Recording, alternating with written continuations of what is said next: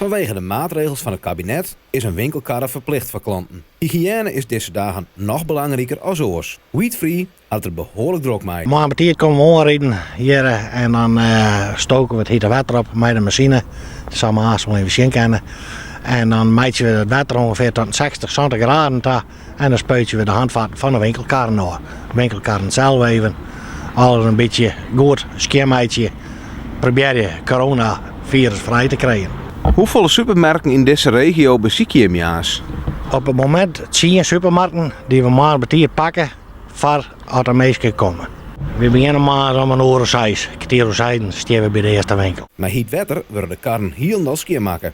Alles voor de strijd in de verspreiding van het coronavirus. Het wetter is 60 graden ongeveer. En nou ja, we hebben een beetje verdiepen wat het virus doen kan.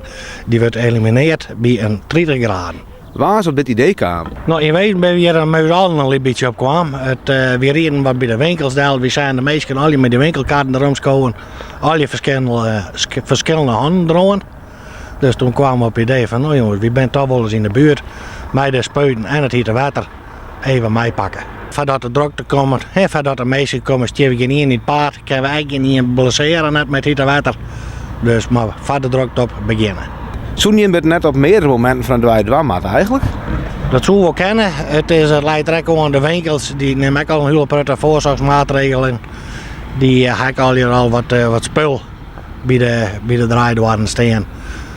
Dus ja, het kan wel, maar het is net om te zeggen van je moet erbij blijven om het door te spuitje.